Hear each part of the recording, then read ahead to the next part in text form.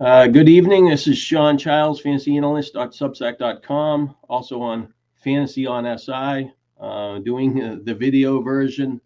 Just everybody else got the day off on the 4th of July, but unfortunately, I was writing 4 articles, just kind of busy with outside stuff. And unfortunately, I think I said I'm thinking that this doing the video is going to be more of the norm going forward, just because of the overlap of football. Like I said, not next week. The week after, I'll be away in Arizona. It's a short week, where you talk about the waiver wire on Saturday and then a Sunday, and then there's only 3 more games. Same thing for the closer report. I won't be doing that as well. So I plan on finishing up on football research. I got 4 more games to go, 4 more teams to go. Hopefully I'll be done on Tuesday, and then I'll do the projections. And I'd like to get that done before Arizona. Hopefully I can pull that off. It's a little tedious at the beginning to convert from one year to the next. But baseball, kind of interesting. It's here we are at the 4th of July, a little past. I guess we're about a week past in games, so maybe about 87 games. So you get into the second half of the year and you're hoping to be a contender, win some money, and can you stay healthy? Can your players do what you want them to do? I come off a couple of really down weeks, had a decent offensive day, and when Pete Alonso does well, I have him on a lot of teams, and it's really kind of helps me push up the standings. But if you can see, I'll share the screen right now. I'm just sorry, I was. Yeah, so this is my main event. So I have a main event 5th, 3rd, 5th, and 5th. And generally, most of the teams are in pretty good position in ERA and WHIP, at least in the top 4 competitive. I'd like to be a little higher in some of those in those categories, and maybe a couple of teams can back into me. But carry too many injury pitchers at the beginning of the year and didn't rotate them in, so I'm not exact position I'd like to be in strikeouts.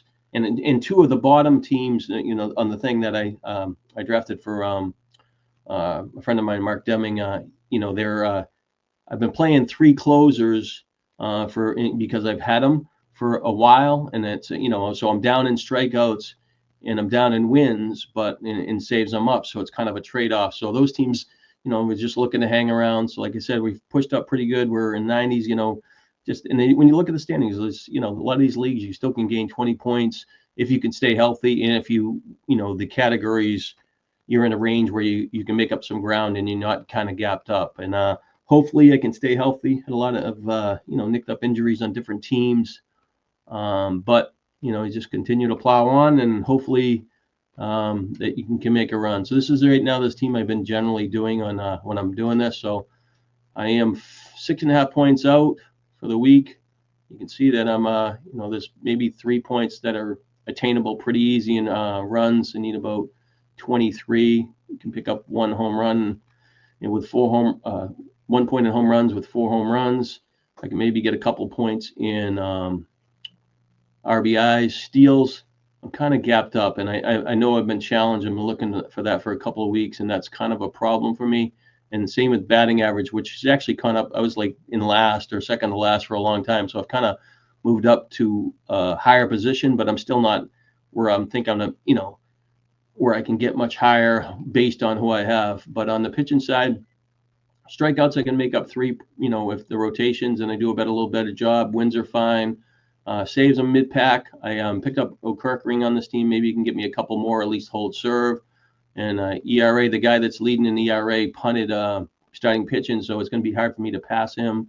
But whip, I'm in a pretty good spot, and we'll see what happens. So 6 points out. I got about 6 or 7 points on offense. Maybe get a couple pitching points between strikeouts and maybe saves. But we'll see. But the key for me to move up in this league would be to get batting average, which was a little more difficult. Either most of the time when you're at the draft, did you get it or you not get it? And I did not on this team for whatever reason. Didn't do as well. Big players took different players took the other fantasy drafters took players I wanted. For the week, the team stats on this thing, I know I had a really nice day. I had Torkelson and Alonso, and I think Olsen all hit home runs today. So, but for the week, 11 home runs, 33 RBIs. Runs are kind of down. Not enough steals. I got 3 wins, 1 save. Strikeouts, not great, but a little bit more. I benched Verlander in a single start week, and he pitched poorly. Still waiting on Kyle Harrison. Emmett Sheehan. Hopefully he'll be up next week carrying this Boyd and Henderson. This is the stuff that I get caught holding these other players when I potentially I could rotate people in. But 6 pitchers on my bench and no extra hitters, but we'll see what happens. So we'll go over to the team stats this week. Just to check in, I looked up Francisco Alvarez. I think I have him on this. No, maybe I don't have him on this team. Sorry. No, yeah, I do have on this. So I'm kind of sitting on this whole. He had a home run in 3 straight games in the minors, and he went like 1 for 3 and 0 for 3 with 3 strikeouts or something last night. It really didn't do much and really kind of moved the needle to kind of, do I pick up somebody or to wait one more week? Well, so because it's we got one more week in the All-Star break, but and it's going to be a short week. I mean, if there's something out there, I got to make a move on it. But there's not much, so we'll be at the mercy of the catching pool. So if we just go by playing time, the Patrick Bailey's, the top player listed as far as he ranks about 15th in at bats for the available catchers, and he is a free agent. But what has he got? 3 RBIs. 2 for 13. What did he do last week or weekly? 3 for 13, 1 RBI. 1 run, 4 RBIs. That's not bad. Week before, 3 for 11. 2. He hasn't hit only 1 home run all year. He just really hasn't done much. So is he going to move the needle if I pick him up and replace Alvarez, who I think maybe I can get some home runs down the stretch, but I've been wrong on this guy all year. And I even had Hunter Goodman on this team, and I cut him for Sean Murphy or Alvarez when both of them were kind of out, and I had another injury or some injury, and I end up needing a roster spot, and I cut him, and he had like 6 at bats, I think, in one of these early periods. He had 6 at bats, or I guess it was 8 at bats in the week 3, and he had 2 home runs a week before, but I got away from him. If I could hang on to 1 more week, I would have kept him. I would have got a home run a week for 5 weeks. I probably might have upgraded my second catcher position, but I probably wouldn't have stumbled into Baldwin as well. I did carry Murphy and Baldwin at the same time for a little bit, but anyways, as far as Bailey, he's a dollar player, not much out there. Torrin guy, filling for the Mets. Even if I picked him up last week, what did they get?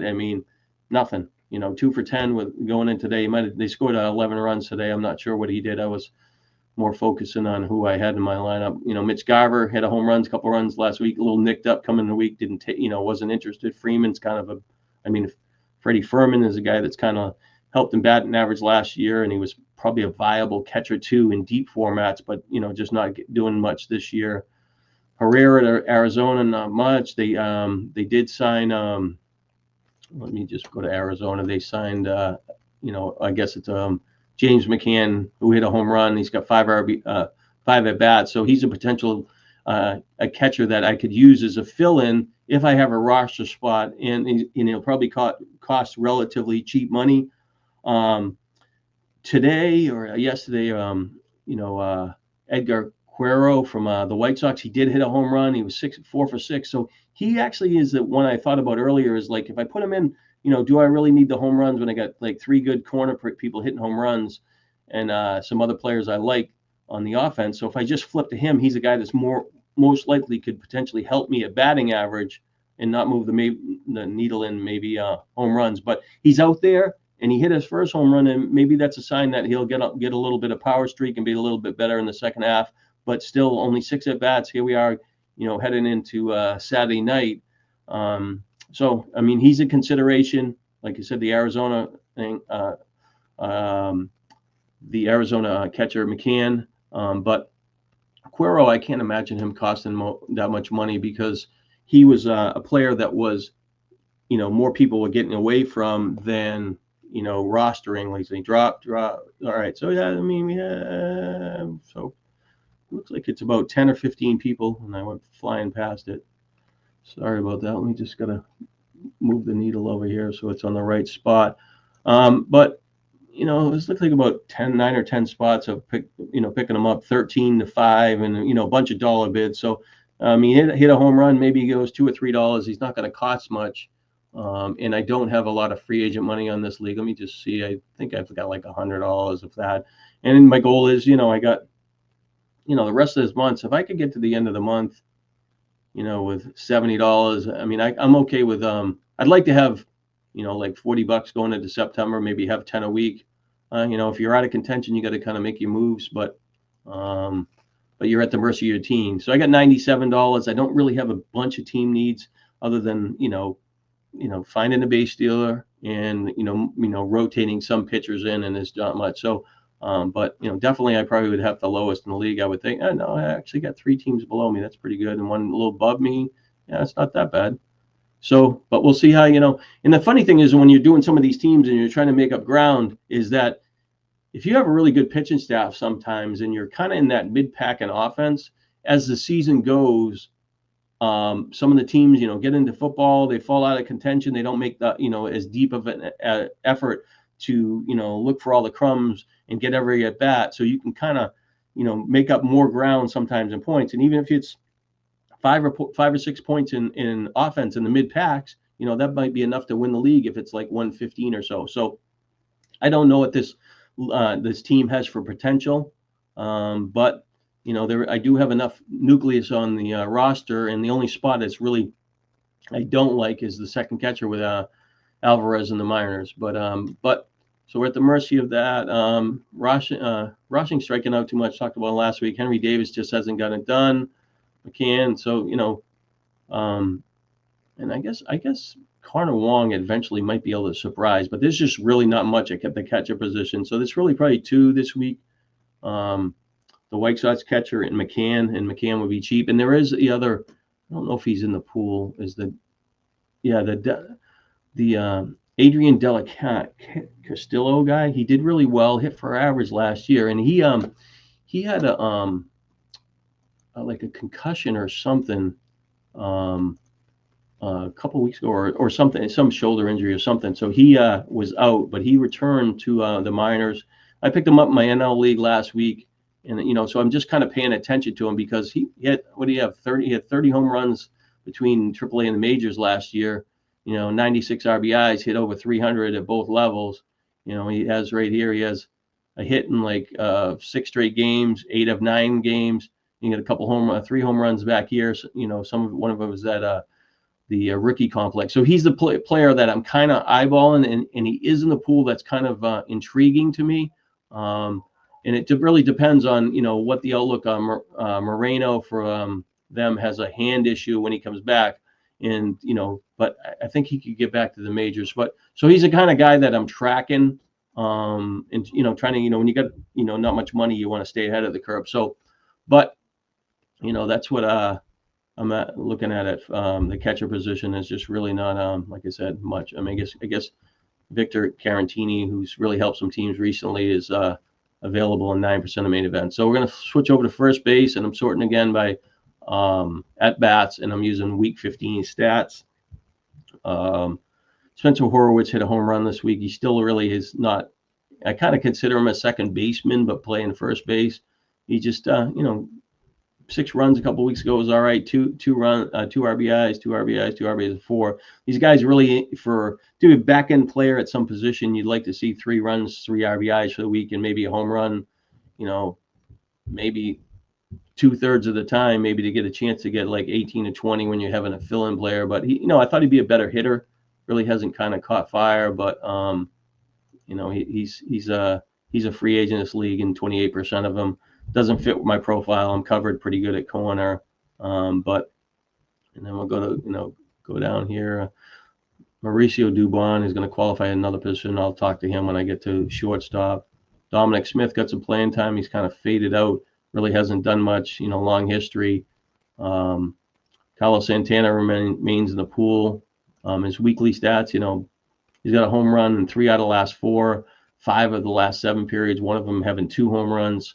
But he's a decent fill-in if you need like a power and you want to give it a shot, maybe for a week, especially if they have like 7 games.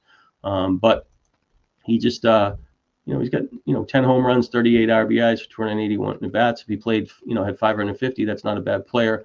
The runs are okay. So he's kind of a player that probably shouldn't be in the player pool. I think he can be helpful on some teams. and but a little bit of batting average drag. And he just for some reason in his career he's always taken a lot of walks and not a lot of strikeouts, but his batting average has been really low. Maybe a lot of fly balls, easier outs. LeMay, nothing. Tawaza got sent down. Tower got sent down. Sosa's talking another position.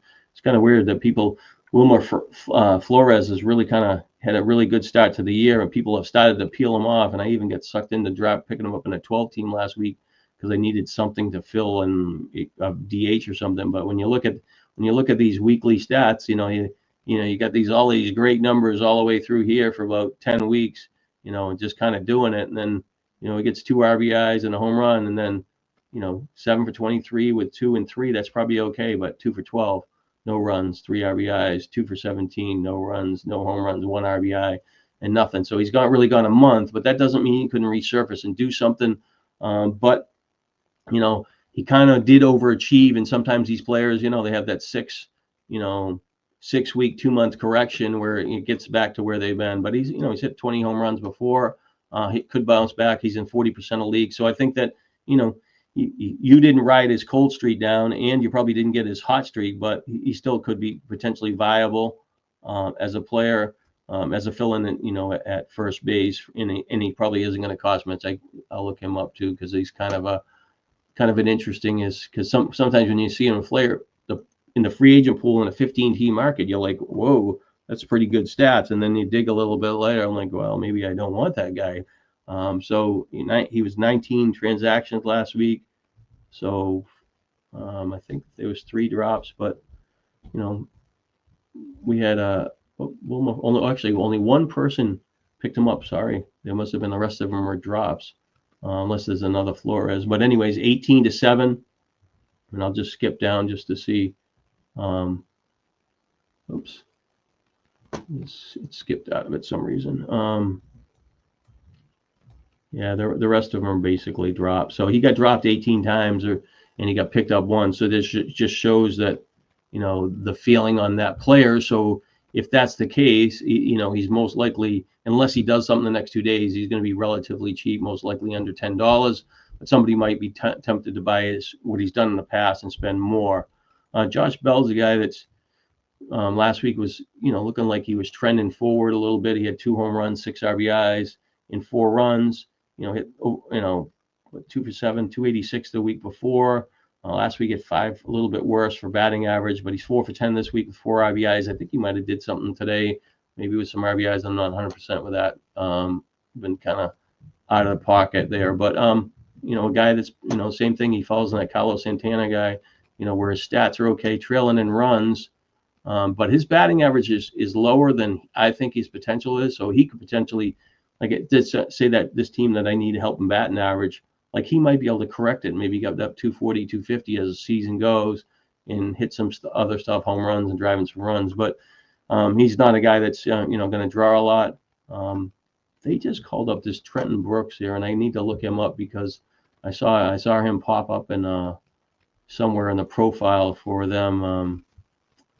Starting lineup, or yesterday, the day before. And sometimes when you're playing this fantasy baseball, if you don't go that extra level and click on a player, sometimes you just kind of miss, could be missing out on an opportunity. But anyways, he's a journeyman player.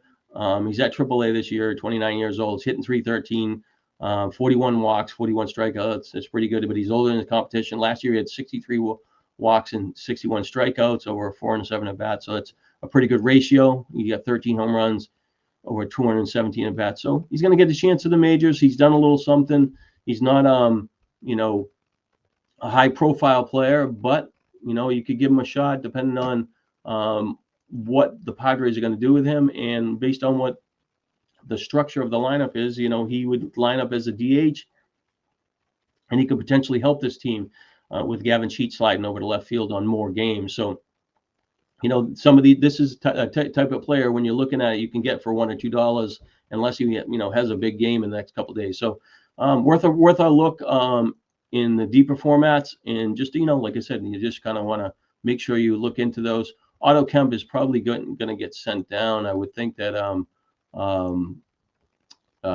what's his name? Bryce Harper was back pretty soon. So But he kind of did okay, but not great enough, not good enough to play in a 15-team format. But if you had a bench spot and you carry, and you're pretty good in pitching, you could do something. Kobe Mayo really hasn't done much. They have to make a trade. Are they in or out of it? I think the Orioles won today. I think they're 8 games under 500. If they could get to within 2 or 3, I think they could be live in the second half. Looked up Andrew Vaughn this week. He really didn't do much, to get called up for the Brewers. So pretty much, nobody else really stands out there at first base. Just a couple flyers, and depending on what your team is what is Keith? I just skipped over him. Yeah, Keith's 93% on, so he's 7%. But I'll talk about him at second base when I see him. So when you switch over to second base, the highest as far as at bats, Cole Young for the week. I don't know if he had 7 games this week, so he might have played 4 over the first half, but he ranks in the top 7 in at bats, but he really hasn't been productive. 2 runs, nothing else with him. A guy that could run, he just really hasn't started to click. He has 98 at bats with 9 runs and 7 RBIs. Strikeout rate's a little high, 25, over 25. Well, that's probably not 25%. He's got a few walks there, but maybe 24%. But his minor league profile looked a little bit better. 21-year-old, he could steal 20 bases, maybe hit 15 home runs once he's ready. But if he shows like he's going to run, he's getting on base a little bit more, he's worth a flyer. But I would imagine he hasn't done anything. It'd be relatively cheap, like $1. We talked about Horowitz. Tyler Fitzgerald got called back up. Really was a helpful player last year. Gave me a nice run, where he hit some home runs, stole some bases, and he ended up having a nice season with 15 home runs, 17 steals, over 464 at bats. But he kind of did that in a like a 200 bat period after the All-Star break, when he started getting more playing time. So he's been relatively roadkill in the fantasy market this year. He got sent to the minors, got back up. They had a couple injuries at second base at San Francisco, so he's going to get a guy. He's a guy that's going to get some more playing time, at least over the short term. But is he going to get on base enough, and will he run and hit some home runs? So he hasn't really hit home runs since week 4. He had a nice week, 10 for 25, 2 home runs, 5 RBIs, 7 runs, and he had a steal. He's got you can see where he sprinkled in out of the gate the first 4 weeks: steal, 2 steals, 1 steal. And then he had a little pocket in week 9 and 10 where he 1 and 2. So he has that potential to get a steal, hit some home runs, and he has a chance to get hot. So he's been really quiet. I don't think that he's a guy that's going to cost more than $1 or $2. If people are interested, and it's more of a let's give him a ride for a week and see what happens, but not really a difference maker. Max Muncy continues to hang around there. I think they had an injury. Louis Urias or something went on the DL, so that almost secures more playing time for him. With they had somebody else come back off an injury, but another 2 home run week. That's 3 out of the last 5 weeks. So he's kind of got dropped because of I thought he would lose some playing time, and he really was unproductive for 2 weeks in a row. But there you go. Three of the last 5 weeks, he's been a really helpful player. Like I said, I'll look up his price because like I said, I would imagine last week there was more sellers than buyers. Let's see here. Max Muncy, we got 8 transactions, 2 dumps, 3 dumps. And then we have, just 1 person picked him up. So we had 1 person pick him up and 7 lose him, unless it's the other Muncy. I doubt it. So 3-0 was the price last week, but you hit 2 home runs, and suddenly that guy might be more like a $17, $18 player. And I know in a lot of these leagues, like even me, when I'm talking, I have $100, it's a lot less money. So, I don't have the chance. Like if I'm bidding on a player right now, I don't want to, I can spend $5 or $6 a week and maybe take a chance on 10 or 11 on somebody if I think they're really going to be helpful, and then have to most likely be a pitcher or a closing option or something. But anyway, so, it's the big name guys. And I really don't think there's, in my head, there's not a lot of top name players that are going to draw a lot of interest this week. So there's a lot of people going to bid cheaper. So I don't think there's going to be, massive bids for him, but there's an opportunity, like I said, with the other infielder getting hurt. And I have him in Zach Geloff got called up. So Muncie's, kind of doesn't have Urias, could play third with him, and Andujar hasn't been back. So, but like at least a better opportunity than it looked last week. And he's 54% owned. 54% free agent. Gonzalez is a 10% or there. Brett Beatty, people are peeling him off. He had a home run this week. Might be able to steal him for a little bit if you need a spot. But he's been he had a kind of nice run there. But he went lost playing time week 13. Did a little better in week 14 as far as hitting, not striking out a ton. Look a little better in that area than he did. But he had a stretch there where he was 7 out of 8 weeks he had a home run, and one of them he had 3 home runs. But hits down the lineup. I think he's a better player that continues to get better, but still, he's not somebody that people are kind of fighting for. Sosa is nothing there. David Hamilton, I put him in on a league on Friday. Somebody was injured and he stole 2 bases, but he's more of a flash base stealer. This week he's got 3. He doesn't have a clear-cut path, but if he needs to make up steals and put him in for a week, he's probably viable, especially if you could see if you had him on your bench and you knew he was going to start. I'm going to talk about this Brooks Baldwin guy. He's a player that when you look at his stats for Chicago this year, he's hitting .218, 45 strikeouts, 8 walks, not a good ratio there. He's got 4 home runs, 18 RBIs, but I just think this guy's a lot better player.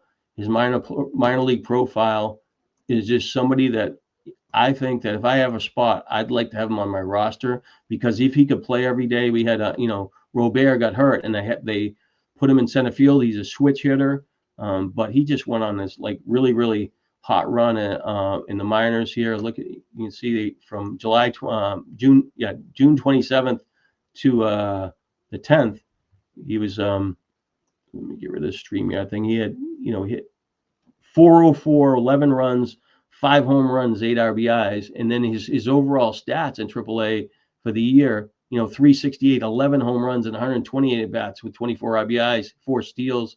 Nothing impressive, but he had 16 steals a little in 2024 at AA, over 319 at bats, and then he had 14. So his guy that potentially could steal 20 bases, and he looks like he's got a pretty good pop. And he had a home run this week, and he hasn't really had a ton of at bats, but going into oops, sorry, that's what am I doing? I'm looking at the wrong date here, but he did hit a home run on against the Dodgers the other night. So the next day he went 2 for 3 with a home run, 2 RBIs. The next night he went 1 for 3. I don't know what he did. He might be playing tonight. So he's actually in Colorado, so he could potentially put shine to his name. But for a couple of dollars, the guy plays 3 positions. I think he's a player that if I have room to put him on my bench, I think he might be able to help me and maybe shift around and cover some injuries.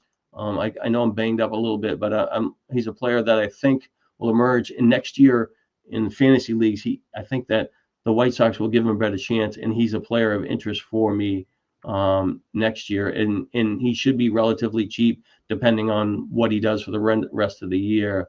But there's really back end of the second base pool is just Morel hit a home run. He just isn't getting at bats. He could be streaky and maybe surprised, but I think he hit a home run. Yeah, no, it was 2 weeks ago, so it was in week 13 he had 5 for 14 with a home run, 3 RBIs, and then 5 at bats, and then only 4. But he's a streaky guy, and if he was playing, but he's just not getting enough. And Geloff is he's a free agent in 17% of his leagues, and I might as well look him up to see what he did in AAA. I don't think he was looking like doing that much when before he got called up. I was tracking him a little bit when I was writing about him. I didn't do him this week. Because I knew he was going to get called up, and I probably should have done him in the other waiver wire I did for Sports Illustrated. So a little bit better over his last, say, what is it? 6 games. 7 for 22, 9 runs, 1 home run, 2 RBIs, hit 8 walks, 6 strikeouts, a better ratio than he was at the majors last year, and he had 1 steal. So, but he's a guy that a couple of years ago he had that season where he was kind of felt like he would be like a 2020 player. He had 270 at bats. He had 14 home runs, 14 steals. You figure if he double that, that's definitely in the 20s for both. But he ended up, the next year, get struck out 188 times, and he was just kind of lost at the plate. So if he controls the strike zone, he will be helpful, but he's only a free agent in a few main events. I don't think there's really much there. I know that the Pittsburgh, I don't think he's in this league, but I'll look him up. I don't think he's been in the majors this year for Pittsburgh. York, because another guy that I follow, and in the Nick York is in the. I don't know if he's in the player pool because it's kind of tricky when it's a 0% owned. Sometimes you think he doesn't have an at bat, but he's a guy that kind of want to keep an eye on as if you need something, got to beat at second base, and I do have him. I didn't have him earlier in the year. I had Gonzalez for Pittsburgh, and then I figured I'd pick him up, but then he got hurt and really didn't do much. So let's see York, but I know that he had home runs in back-to-back games, and he looked like it was trending forward where he might get called up. But let's see here. Let's go down a little bit.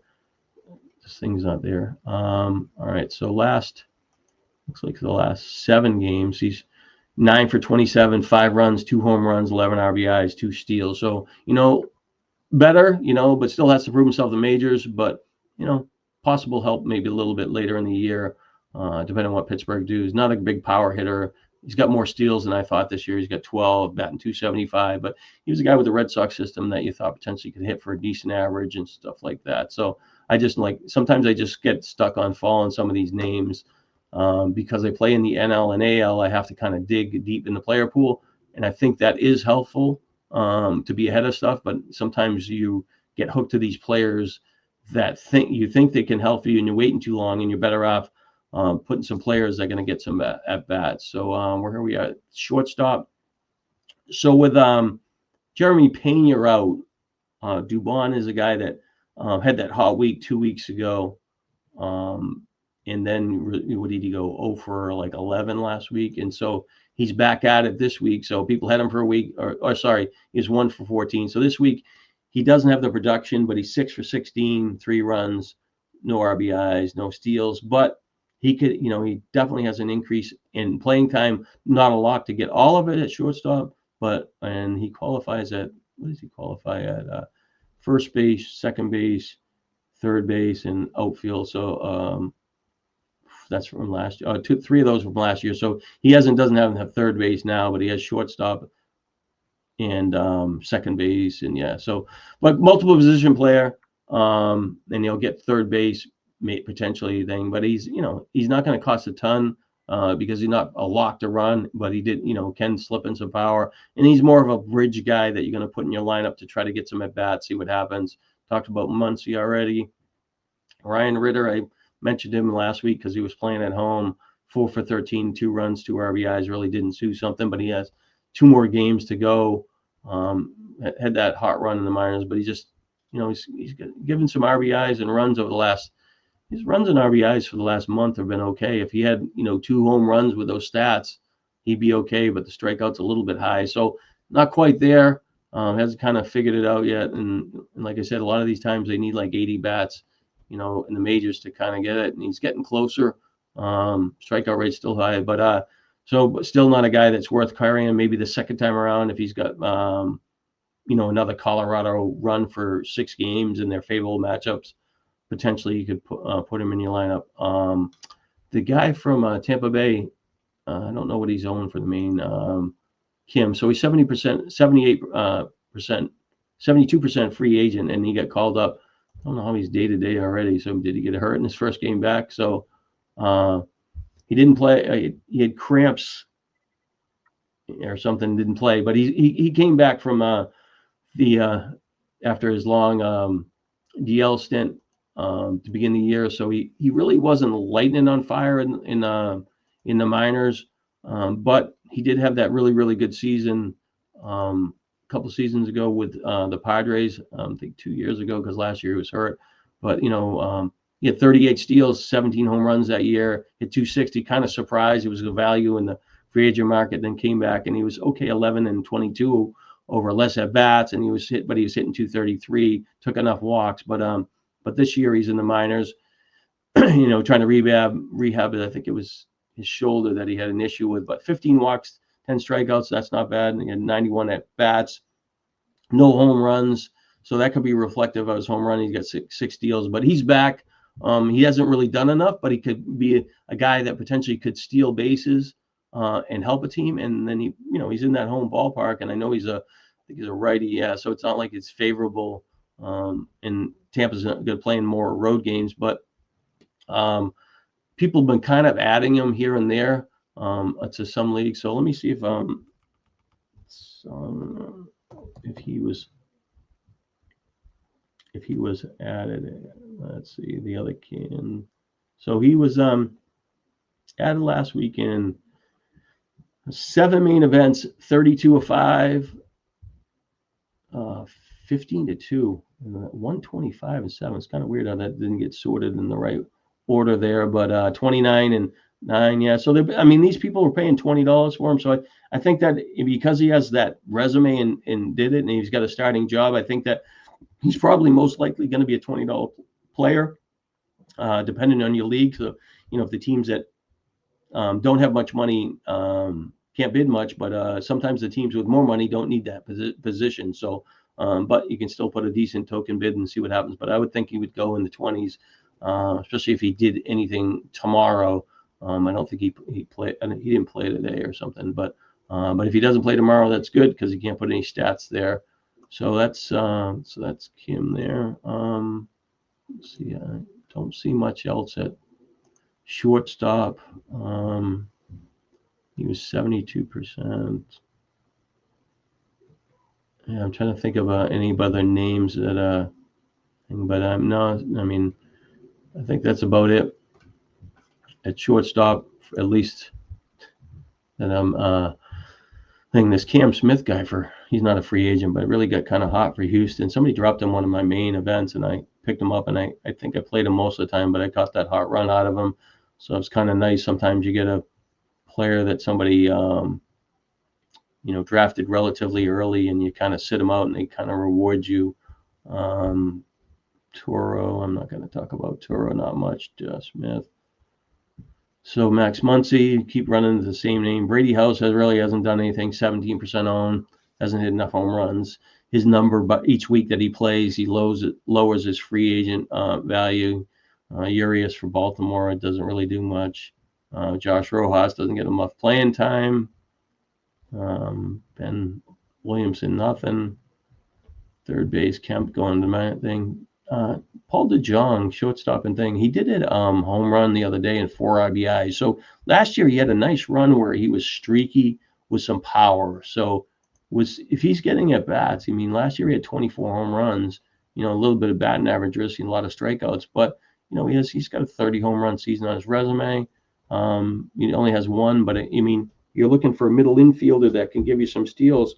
That's a player that could potentially. So he'd be a shortstop or third base in short money. I think that's viable. I think that he's a player of interest. I don't think he fits what I need. I think I like most of my shorts. I set him, my shortstops in middle infield kind of set up for hopefully that 2 of them can run. So in third base, I have Arenado. I was a little banged up, but on most leagues, or Baum. So I don't need somebody. I do like this Shea Whitcomb for Houston, but I don't think that his opportunity is ideal for them, and they're going to commit to them. I thought maybe he'd have to kind of slide into the DH spot, but I thought with a Pena injury, but he could move some players around, but he's not going to, in order for him to play, he'd have to probably move in the outfield. Altuve is going to have to move to second base, unless they play him at shortstop. They got him listed on RotoWire there, but what I like about him is that, this year he played really well at AAA, 280, we had 19 home runs, 43 RBIs. Strikeout rate was fine, and took some walks, 25 walks, 660 strikeouts.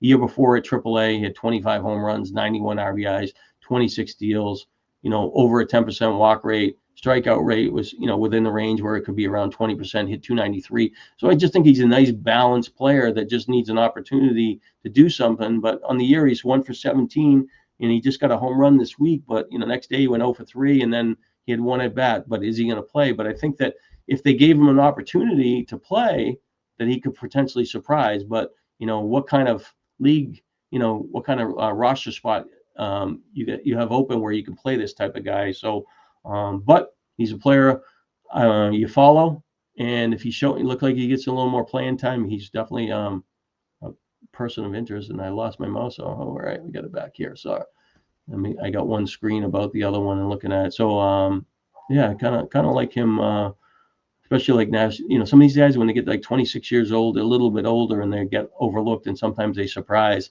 a little later in their career. And those guys that players I kind of call where I'm a fantasy snob and I'm looking at these players that I like the big names and chasing them around. Novel Marte came back.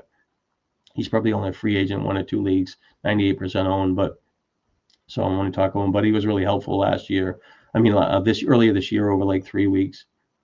Casey Schmidt on the DL. I think Juan Mercado went on a rehab assignment. I guess I could check in on him, because he played better than expected for the Angels earlier in the year.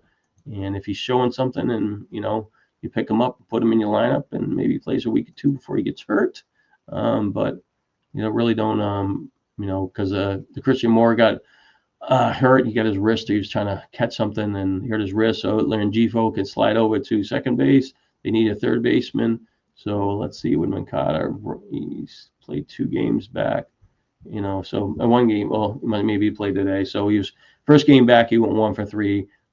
His last at bat in the minors was May 4th. His last at bat in the majors was June 1st. But overall for the season, he had 6 home runs, 19 RBIs over 97 at bats, 237 batting average. Approach was okay. Strikeout was a little bit high, but he's a player that potentially could back in the next week or so.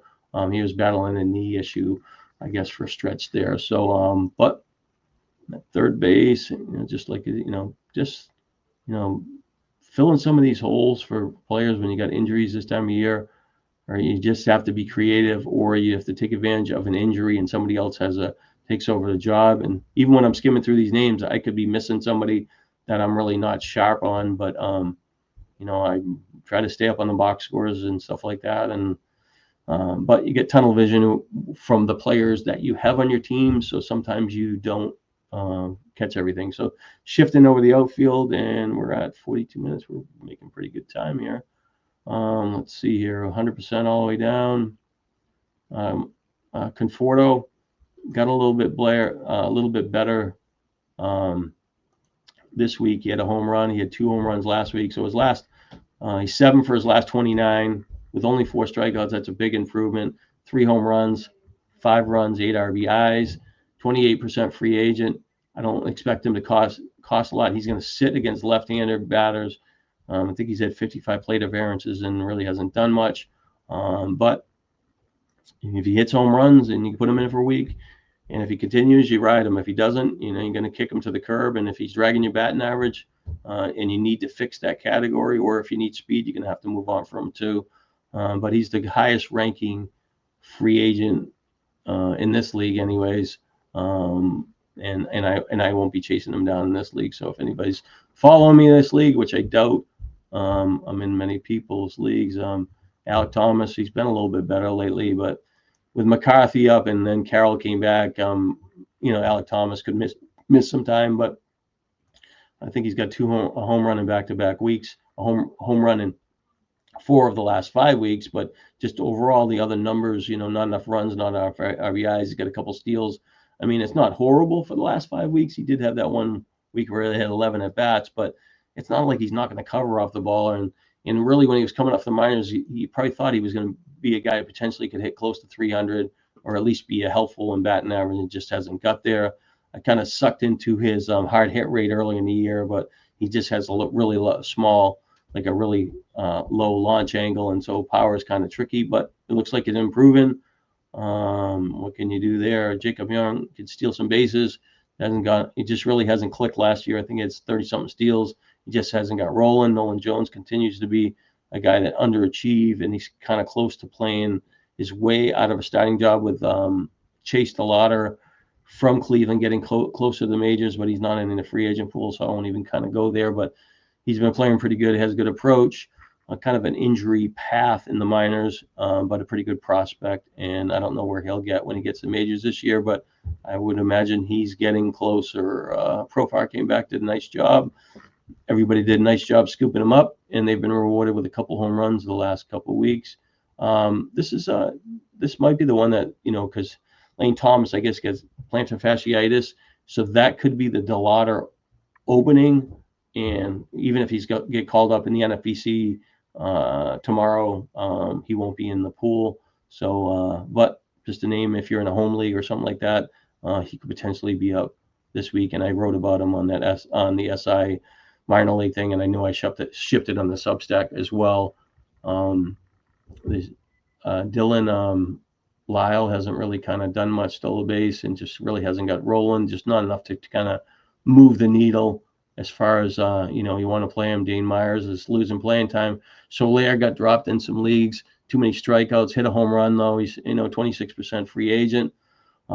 He's decent. I think Kepler's a guy I would be a little more interested in over Soler, because I think he's just, he's in that lineup that can score runs, and once in a while he's going to do something. So he's got, 4 home runs over the last 4 weeks. He's got a home run in 3 of the 4 weeks. And, the RBIs 4-2-1-2, and he's got 6 runs. So I think overall, I mean, he's a guy that could be close to maybe a guy that could be like, 70-something runs, 70-something RBIs, and, maybe close to 20 home runs with enough at bats. But, he's a back end outfielder, and he's not going to give you any steals, and he tend to underachieve in batting average, even though I think that his approach in his career, not only one of these guys that he doesn't strike out a ton, but, just in general, their batting average hasn't been that great. But he did. I had him in the 2019 year where as a back end outfielder in the cut line, he had 36 home runs. He was really helpful. Hit 252 and he hit 24 home runs. So, but 23% free agent. I would think that he would go. He's not going to cost a lot because he's kicking around. These guys are, they get cycled maybe like in the teens, maybe somebody go in the 20s. But if you got a good team and you're just looking for bats and kind of adding another person to kind of move up in the standings is helpful. This Harrison Bader is a 51% free agent. I would imagine he got dropped. I held him. Kind of think I think he's a good extra outfielder where he kind of does stuff, and he's been really kind of quiet going into this month, and he was most likely got cut in a lot of leagues. But he hadn't really, he had a 3-run home run 2 weeks ago, but really nothing last week and nothing 3 weeks ago. And really going into this week, halfway through the week, he really didn't do anything. And he had 2 home runs on Friday. And I had Wyatt Langford on my team, who I thought might return to the starting lineup. And I had Bader on 2 teams. I could have put him in, and I didn't. The game was like a 2 or 3 hour separation. So I kind of thought Langford wouldn't be back, but he hit a home run at AAA on the 3rd. So I thought, he could be back today, but Bader he's not stealing bases. He's, and he's not really doing much. So I should be excited to put him in, but he had 2 home runs, didn't do anything today, but Langford's back. So hopefully he get a home run. But, the thing with Bader is that he hasn't stolen many bases. The previous 2 years, even, he's got 319, 397 at bats. He had a 17, a 20, and a 17. So, like, for the amount of playing time, he runs decent where he can get in the 20s, and, he can, give you double-digit home runs, and he's probably a better profile player than his stats look, but he's just really challenging at the time.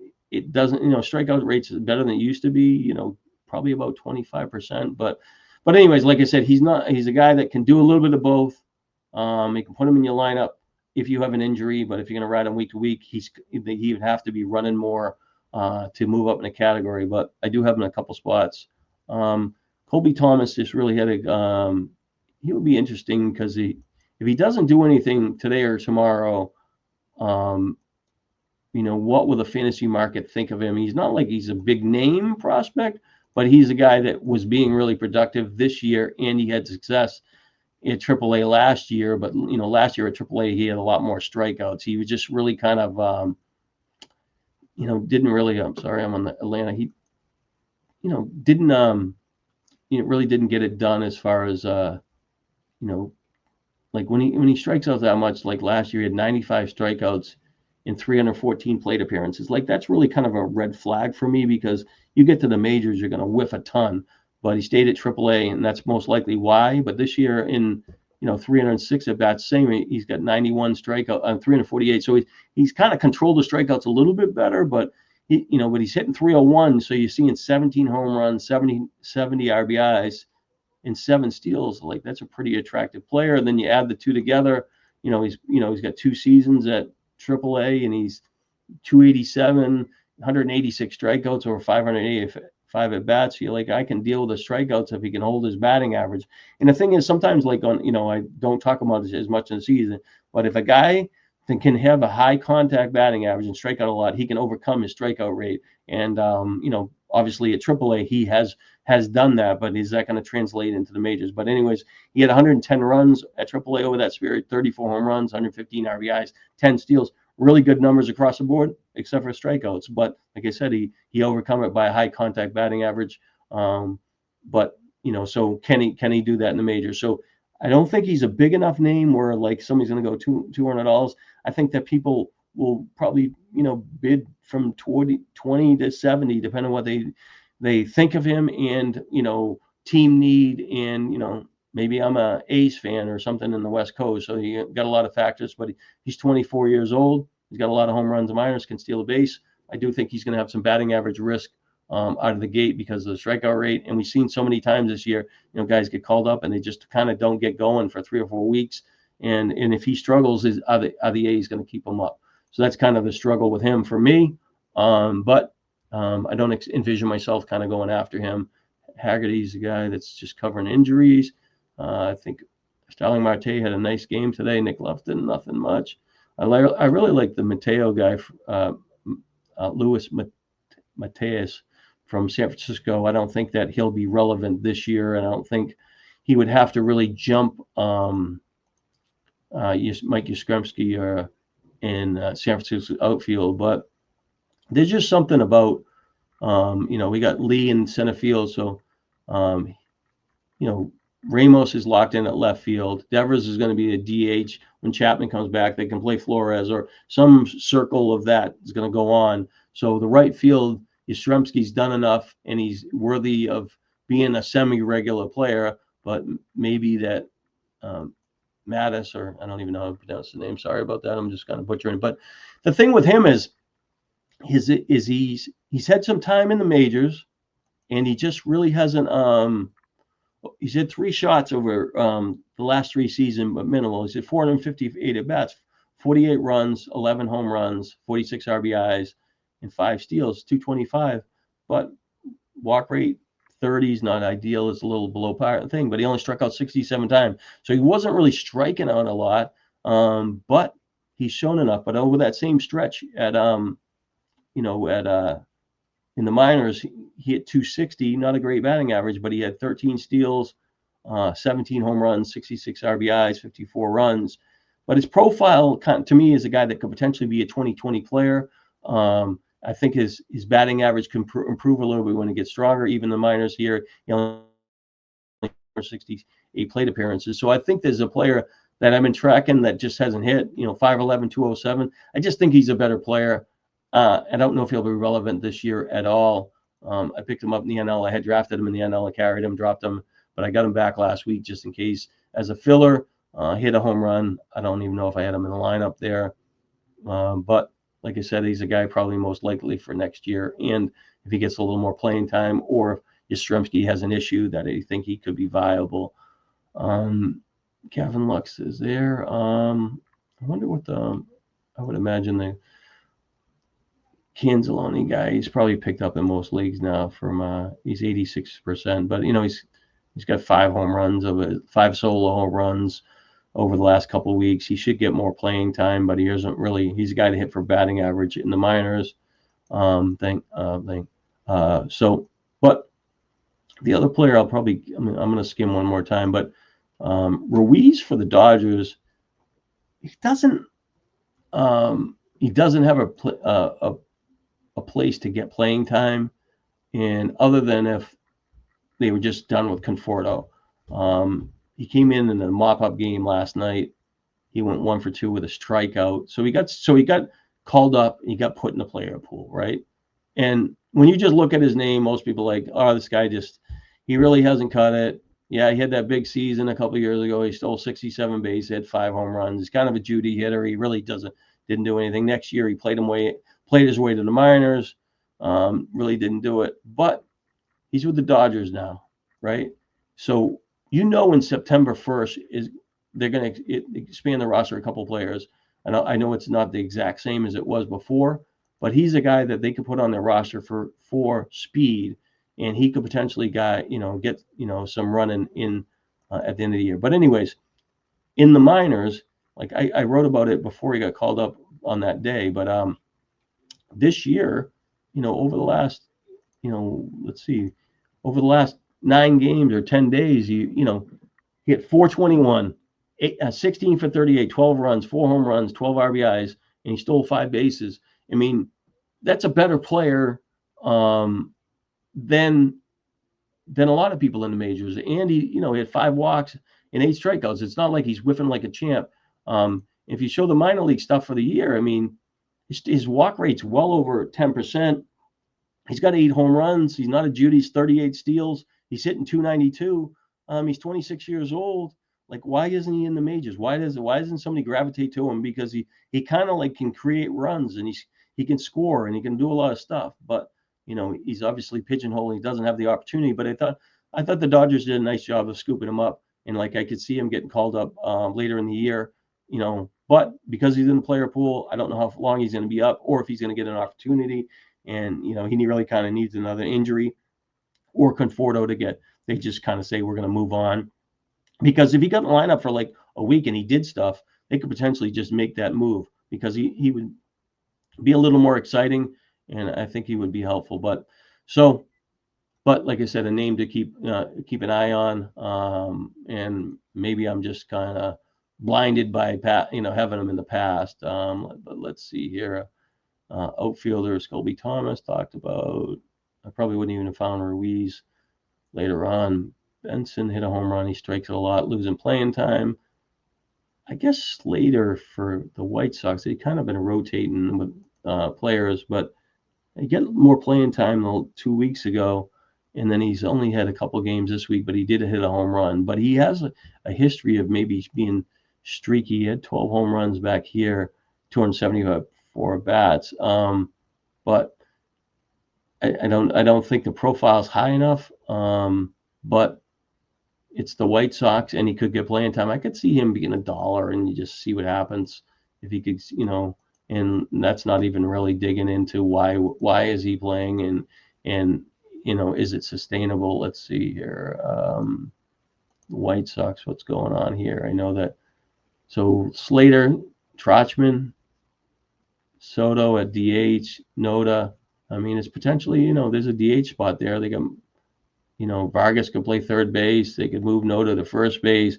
So there is a spot for him to potentially get at bats, unless they're playing 2 catchers.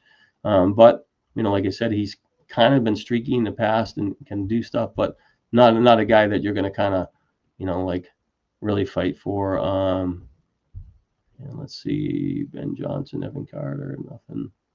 Verdugo losing playing time. Yeah, pretty much. There's just crazy how many. When you look at the player pool, and you're mining for nothings, and just trying to survive. So that's why I like a lot of these main events. I like my lineups, and I'm healthier than I was earlier in the year. But will they perform up to expectations? And can the rest of my team, hold together and be healthy? I guess the other player I probably should check into is Jock Peterson for the Texas Rangers. I know that I mentioned him in something I wrote last week, and I did check him up, and they did say he was doing something. So, when you're doing something, you're, getting closer to probably getting at bats. He broke his hand. I guess they said 3 weeks away, hand injury. But so, maybe this week is maybe a week early, and maybe next Sunday you could probably maybe pick him up where it's a short week. You're only going to miss, 3 games. But he's a guy that was just brutal this year. He just did nothing. Hit 131 over his first 122 at bats. 2 home runs, 6 RBIs, just empty stats, but his approach was fine.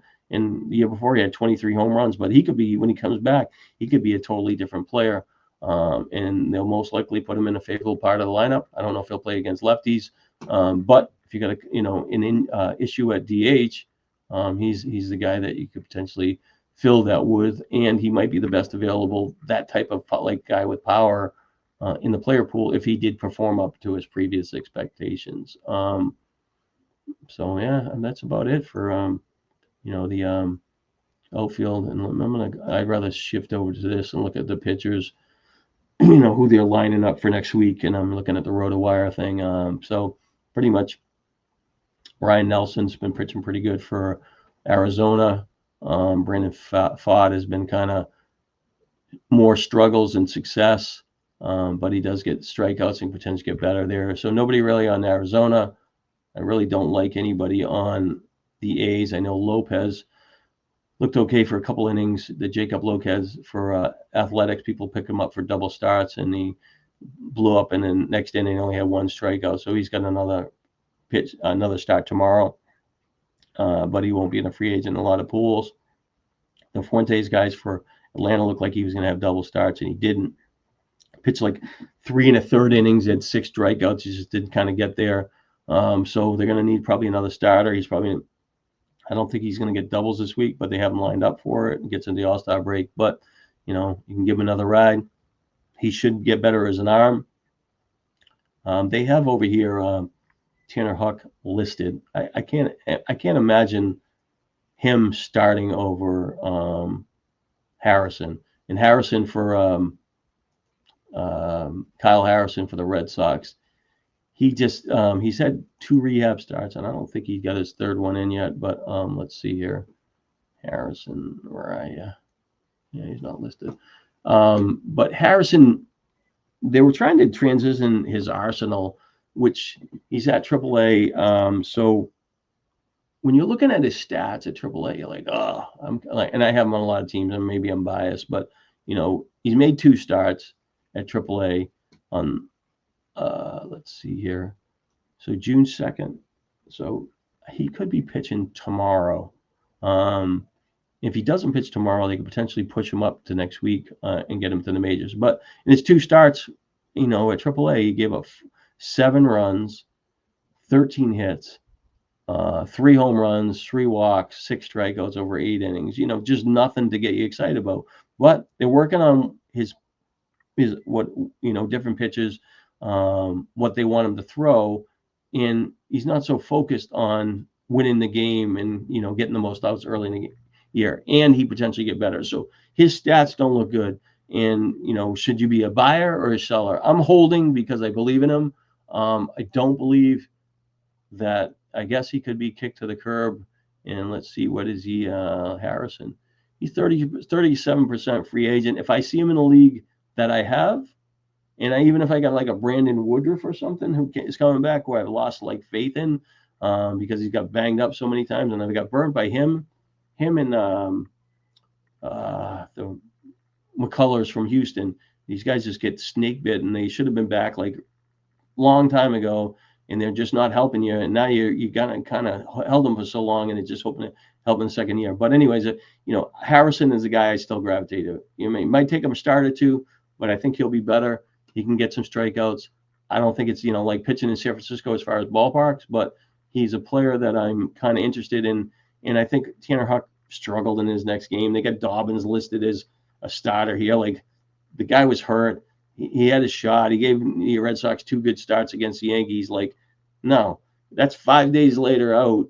That's when Harrison should pitch if he pitches tomorrow. So, or actually, Harrison should pitch on Monday. I'm sorry, because that's 7th. So I'm looking at the clock thing. So like I said, I think Harrison could get a shot, but nothing there.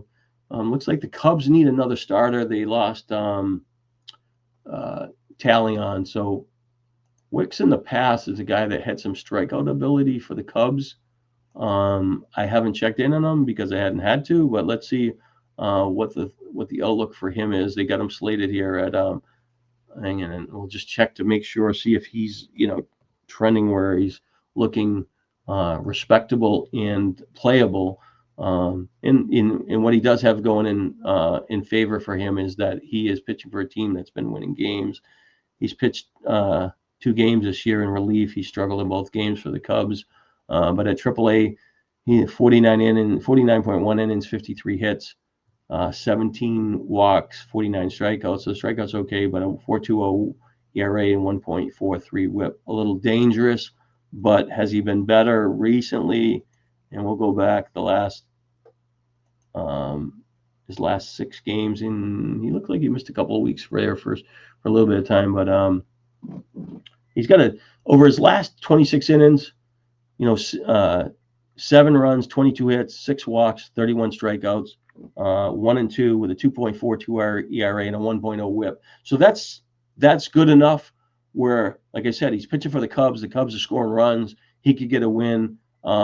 You pick him up for short money. You put him in and see what he can do for a game or two. And if he doesn't bury you, you give him another start. He faces the Yankees. That's not ideal. The following week, they got him listed as maybe Sunday against Boston. I don't know if they'll, set their rotation where he's the guy that he uses the third start coming in the bye week. He might follow in the next following week after that, where he might get doubles and stuff like that. So, but anyways, he's going to cost a couple dollars. He doesn't have a great matchup. And if you're going to pick him up, if you pick him up, are you going to pitch him, or are you going to try to save him? But, I think he's, worth a flyer, but I'm not pitching him in that game. But even though the Yankees have lost their torpedo bats of late, they're losing a lot of games, and they are kind of fading in the AL East, which is tightening up, but nobody's going to run away with it. Kansas City, I talked about, or wrote about the Joey Cantello guy for Cleveland. He's got a lot of strikeouts this year in relief, 22 games, 1 start, which was probably like an opener type thing, but 41 strikeouts, 31.2 innings, 3.41 ERA, 1.39 whip. So the walks paired with a few more hits add some whip risk. He is kind of a soft tosser. Been a little bit better recently in his last 12 innings pitched. He's got 15 strikeouts and the ERA 2.25 and a 1.0 whip. But the most pitches he's thrown this year is 68 in his last one. So he potentially could get to 5 innings in his next outing if he had command and stuff like that. So he's worth a shot. But the reason they started is Luis Ortiz is getting investigated for supposedly throwing 2 balls to open the games, and somebody lost a bet. And hey, if you're going to put up these dumbass bets, people are going to take advantage of you, and they don't even have to be even involved, but they could just take the side for whatever. So don't put up those kind of bets, and then you don't have a complaint. Somebody beat you for some money. What are you going to do? I am not looking at any Colorado pitchers. Sean Burke is owned in a lot of teams, but let me just see what his ownership is, because he has done pretty good lately. So actually, in the main event, I'm surprised that he's a 46% owned. So I expect him to be a pretty popular pickup this week. I think 6 of his last 7 starts, he's pitched pretty well. And I know the last one he pitched as after an opener. He had, but he still pitched 6 innings. But I'll just click on his profile. But he lines up for double starts, so that's going to be a guy that's going to be popular. So last 3 starts, 5 1/3, 5 and 6. He only gave up 5 runs in those games. 3 starts earlier. Before that, he had given up 7 runs, 8 hits, a home run, 1 walk, 4 strikeouts. But the 3 games before that, 6, 6, and 7, 1, 2, 2 in runs. Walks were okay, and he had some strikeouts. So, so over this last 7 things, he is trending forward where, this guy's making some progress. 39 inning pitch, 38 hits, 11 walks, 40 strikeouts, 3.23 ERA, and a 1.26 whip. And that's including his bad start. So I would think that he would be a popular double start guy. And let me see if where people are fighting for him last week, anticipating of using him for doubles this week. Let's see. Shane Smith dropped. There's too many Smith. No, that's Cade Smith. Gavin Smith. Yeah, there's too many. There's a whole lot of Smiths in this thing. Yeah, no, I don't think he was. I don't think he was picked up last week. So yeah, so 40%. Yeah, so I think that he's in a situation where the White Sox don't win a lot of games, but as a double starter, I would be okay picking him up and holding him. So I would think if you got some money, I would go 20 to 30.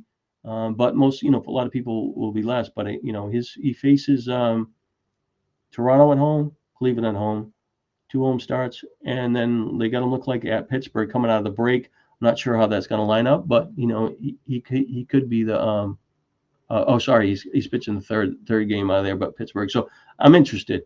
I don't have enough money. There is some teams that I think I need to cycle some pitchers ago, and I don't pitchers through, and I don't know if I have the opportunity to get him in those leagues. But I will be looking for him in this week. I don't know a lot about the Ennis guy. I think he's a pitch for somebody and had a pretty good minor league thing. I know he got racked last in his first thing, and I know he first start in the majors. What did he do? He gave up or I guess he pitched his second start. He pitched pretty good in the first one, 5 shutout innings, two walks, a hit, and 4 strikeouts. But he got drilled by Washington for 8 runs. But like I said, this guy, yeah, he was a journeyman guy. So he, 34 years old, pitching at AAA. 71 strikeouts over 62 innings, 15 walks, 2.89 ERA. But, it's just really the year before. Actually, he must have pitched in maybe overseas or something. But I'm not going to, I guess Detroit's winning some games. He potentially could maybe be a spot guy if you want. But I don't think he's a player that I'm going to kind of gravitate to in for double starts. Let's see here. See if we get back to Detroit. Yeah, he's only going to pitch once. He'll skip the next week. Not much. Colors, nothing at Houston as far as viable. I think most of the guys on Kansas City are gone. I wonder if Hendricks gets traded. Kyle Hendricks, soft tosser. Really not interested in him, and he's playing Texas, but I got to give the guy credit. I mean, I clicked on him the other day, and I was like, oh, this guy's actually been pretty good. He's had a career of being a soft tosser and being okay. But his last 5 games, and one of those games he gave up. He gave up 3 earned runs, 2 of them were unearned. So his last 5 games, even when I'm looking all the way down the sheet, it looks like about 10 or 12 starts he hasn't given up more than 4 runs. So I mean, I could in a bad start and he's giving up 4 runs, I can live with that. So anyways, over his last 27 innings, he's got 21 strikeouts, 28 hits. Hits are higher, but he only walked 3 guys. That's helpful. He gave up 4 home runs, a little bit high, but 2.96 ERA, 1.13 WHIP. So I think that he's probably throws 87 miles an hour. His WHIP for the year is 1.27, is better than his ERA, and that's because he's given up 15 home runs over 92.1 innings. So he's kind of one, you kind of grab the steering wheel and hopefully he doesn't roll you over, but he is trending in a decent direction, and he could get traded to somebody and be an inning eater and maybe hang around a little bit. But this week against Texas at home, but I guess ideally if you're going to take a shot with him, you put him in the double start weeks, and hopefully you don't get 2 beatings, but you're looking for a win. So but I think that he potentially could surprise. I'm not going to think of him that way anyway. So the Dodgers, Kasparaitis, the reliever that pitches the starter, got lit up a couple times. Sheehan struggled in his last minor league appearance, might get one more start, but they said the Kasparaitis guy, I think that's how you say his name, he is not pitching in as a starter anymore. He gets sent to the bullpen, which signals Glasnow could be back, but he's not going to be stretched out. So I'm thinking that Sheehan could be back as well. So I don't know 100% sure, but Sheehan, I think he just really dull appearance in the last game.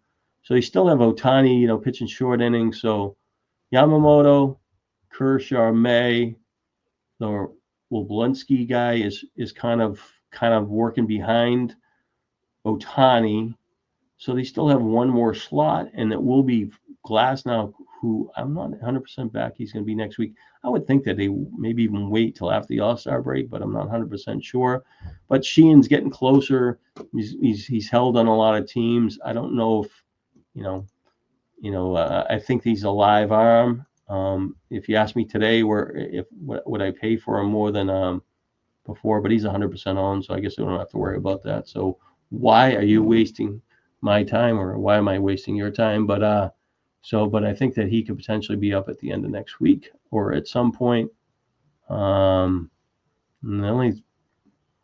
some of these trades, like this Junk pitcher has been living on Junk, but like at 29 years old, really hasn't done much, and he is just I know he's owned in a lot of leagues and picked up, and he's really kind of helped people. But recently, I guess he struggled 2 starts ago. I didn't have him, but he gave up 5 runs. But 3 of the last 4 have been decent. Lines up for double starts this week, which is I always think it's a conspiracy. Like a guy like this that has double starts, and he's been okay, and you get all excited to him, like kind of like the Jacob Lopez last week. Now he's got the Reds in Baltimore, and you're like, well, whatever. It's double starts. He's been pitching okay, and I'm more of a guy. If he's pitching well, I'm going to pitch him. If he's not pitching well, I'd rather get him out.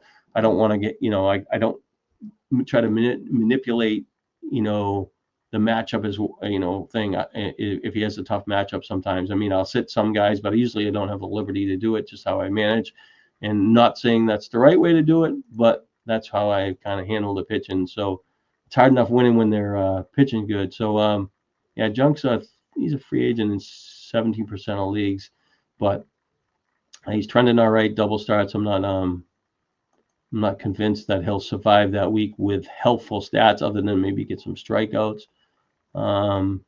Woodruff, I think he's going to pitch tomorrow. I don't know if he's a free agent too many leagues. I'm not confident he goes long in that game, but we'll see what happens. What's his name there? The other reliever for Milwaukee is kind of backed up. Logan Henderson. He's just really kind of, you get excited for him. I'm holding him. You think he got sent down after pitching great, like he doesn't deserve to go to the minors. But the last 3 starts in the minors, he just gave up a lot of runs. 11 runs over 14 innings, 13 hits, 5 home runs. That's a big red flag over 14 innings. That could be a hint of an injury. 13 strikeouts. So just kind of disaster. And you're like, should I hold this guy? But sometimes these guys, cycle out of stuff, and they've been bad, or whatever, they get in a bad cycle of mechanics. But but just not pitching well, and I'm not sure about that. The Fester guy for Minnesota was a guy that got dumped. People excited about, and then he got dumped. I got him in Wayne main event last week, and I guess he'd been a little bit better in the last 2, but he had a game in June 22nd where that might have been a double start week, and he gave up 8 runs, 12 hits, 2 runs, 3 walks, so 15 base runners in 4 2/3, kind of hurt teams, and came back with a nice game, no runs, no walks, 2 hits over 5 2/3 with 6 strikeouts. And then last week, a couple days ago, he gave up 4 runs over 6 innings with 7 strikeouts. So he kind of helped you in strikeouts a little bit. Pitched okay last year, had 77 strikeouts, over 64.1 innings. Gave up a few too many home runs, 9. But he's viable as a single starter.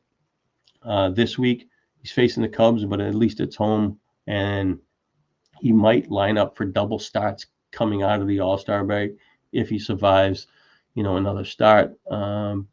Nothing really. I'm not a Montas guy because he's struggling, and I know he's pitching okay today. So, it's nothing there. I think the pitcher next week that everybody's going to be is this Cam Schindler. Hopefully I didn't say that wrong, and I apologize to you and your family. But really kind of came on this season. Really last year he had a lot of strikeouts, but the walks were a little bit high. So, he had 55 walks, 125 innings. He had 3.38 ERA and a 1.28 WHIP, 159 strikeouts. Almost kind of give you that Luis Gil type of profile. And I think he throws pretty hard, and he's kind of, filled out a little bit. But this year he's been a lot better at Double-A. In Triple-A, he's been in 15 games, 14 starts, 76.2 innings, 67 hits, 2.82 ERA, 1.21 WHIP, 99 strikeouts. That's a pretty good number. And then in as far as games, he had pitched really well. I think, what did he get? 5? I think he had AAA this year. He's got 5 games. So his previous 4 games at AAA were like, he should be in the majors. And but then he got so what he had 39 strikeouts over 26 innings, 1.37 whip, 0.95. So 1.37 ERA, 0.95 whip, and then he got drilled for 6 runs, 8 base runs, a home run, and 2 1/3. And backtrack a little bit, but the Yankees need a pitcher.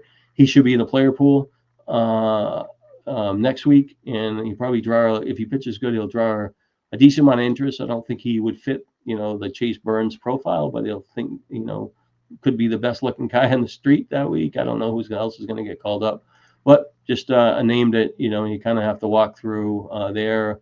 Taiwan Walker's getting a start next week. Nothing great. They sent the Mick Adele down. Just Pittsburgh, they still not calling up Chandler. He pitched better in his last stop, but he still hasn't been great overall in his last 3 or 4 weeks, or even June. He wasn't great. I guess let's see. Darvish, I got him listed as unlikely to be activated this weekend. Let's see what he's done in the minors. He's got AAA. He's went 4 innings. Let me see when that game is. Yeah, sometimes these things. Yeah, I'm not seeing his game log there, but his AAA game at age 38 gave up 2 runs in 4 innings with 4 strikeouts and a home run. So I don't know. I don't know if Darvish obviously has a decent resume, and if he's in the pool, and I'm not even sure of his ownership, and I'm not going to backtrack to look because I'm not that excited about him. But you could be, but anyways, he is getting closer. Evans came up earlier in the year for Seattle, did some, faces the Yankees. Not really a guy I want to chase. He's not going to pitch for 2 weeks because he won't pitch in the short week. Verlander struggled last week. You got Philly, that's not great. Toronto the following week before, but not a waiver wire pickup. Not much. San Diego, Tampa Bay. Boyle just can't get a chance. All those pitchers continue to at least do enough to stay in the starting rotation. But Boyle's a guy that continues to get hold. If he got dropped, I would pick him up. Kumar Rocker, I wonder has he got dropped a lot? And I know he got scooped up, and I was probably sleeping at the wheel when I could have added this guy because he had talent and had upside, and he had struggled and looked better in the minors. But let's see. No, Kumar Rocker is owned 100%. So much for me of being, in his camp there. If you're a week late in this fantasy baseball world, you are behind the times. And then, so the only other person that's kind of a name, this Agasawa or whatever for Washington, 27-year-old pitcher. He's probably not in the pool. He's made kind of bounce back and forth. He must have been hurt, but he's made 3 appearances in June, 1 at rookie league. But his last 2 appearances for Washington, which look like they're at AAA, he gave up 4 runs in 7 innings, a home run, 8 base runners, 10 strikeouts. 27 years old. I don't think I can get the velocity, and I'm not going to go that deep. But he's not. I'm sure he's not in the player pool this year because he hasn't pitched. But maybe next week he'll get in the player pool. But just a name. I'm gonna have to. I'll have to look him up next week and pay attention to him. And so I'll just do a one swipe down through the pitchers and see if the ownership, and because I did skip through a different way of doing that, and I'm looking for some ownership. McClanahan looked a little bit better. Randy Rodriguez is in the free agent pool. He's at 23%. I would definitely be. Duvall is he looked like he's really close to losing his job, so I'd be interested in him. Kirby Yates, I have him on the teams, and I thought he was a buy and hold, but he's just not moving forward. I would, I'm thinking about launching him this week, but you never know with the Dodgers. Reed Detmer's kind of got himself in position where he might be able to get saves down the road. McGreedy struggled, and he got cut 37% of leagues. He pitched better when he got in the minors, but so he could be potentially back. Fitz is going to pitch on Monday. So actually, Fitz is a 39% owned. I think that's a reasonable pickup. I think he's shown enough. He'll get stretched out a little bit more, but he's kind of a buy and hold. Richardson's kind of a frustrating guy for me when I do that NFBC free agent thing, because he gets dropped a lot and the names don't line up with him, so I have to adjust. But I think he's got doubles this week, and but Minnesota. So he's a guy that's like he's I think him and Ortiz for Cleveland have had the most cycles for me. So yeah, he's got the Cubs and Pittsburgh both at home. I think people will be buying. He pitched good, decent in his last game, but because he's been flipped so many times, I can't imagine him more than going 20 or 30, $20 maybe. That might be a lot. And the Fitz still has to be stretched out. I think he's a live arm and it should improve. Colin Ray struggling. He got ditched. He pitched good in his last game. He gave up 1 run in 6 2/3. I think that's a viable pickup for short money. JP Sears was really bad for a stretch. He is, I think he's a guy that you could probably get for like less than $10, and you can give him a shot and see where he goes, because he has a history of at least doing stuff, getting strikeouts, and if he's riding well. So he's faced Atlanta, not great, and then he's going to face Cleveland on the road. But if you want an extra guy to put on your bench, rotate in, I think he's viable. Ronnie Henrique, he's got the closer job now for Miami at 3 this week, 49% owned. So he's free agent in a lot of leagues. I think he's going to probably draw a lot of interest this week. I mentioned the Atlanta pitcher from Fuentes, but so I think that's about it. I'm not going to go down to the 25%er and stuff like that. So I guess that's it for the thing. I went a little bit longer. Next week, like I said, I'm probably going to do this more often, just because, like I don't want to get into the the behind the scenes stuff and home life and all that stuff, but it's a little more complicated than it been. And doing the football stuff, it's kind of gets elevated this time of year. And I'm in general, the audience that in the NFBC that is seeing this isn't what it needs to be. But not that that's that big of a factor. I think it's important for me to do it and be consistent in doing it. Last year I had a lot more time to kind of write about it, but when you're writing 3 waiver wire things and minor league stuff and doing it, it just kind of runs into the weekend, and you just gotta, sometimes your wife's looking at you and you gotta have a balance of life. So I apologize for the people that prefer to see the writing part of it, which is easier to reference, where listening to it's kind of a little more tedious, but I'm trying a little bit better and get doing talking. And I'm sure this was a little more fluid and less kamikaze, and maybe not feel as though it's rushed, but I'm doing it on Saturday night instead of the afternoon on Sunday, and I don't want to tie up your time for the whole day. So I appreciate your time. Happy 4th. We'll talk to you next week, and the following week I am out of here for a week, and unfortunately I got some stuff that I got to take care of out of state for a friend of mine that passed away, and but I'll talk to you soon.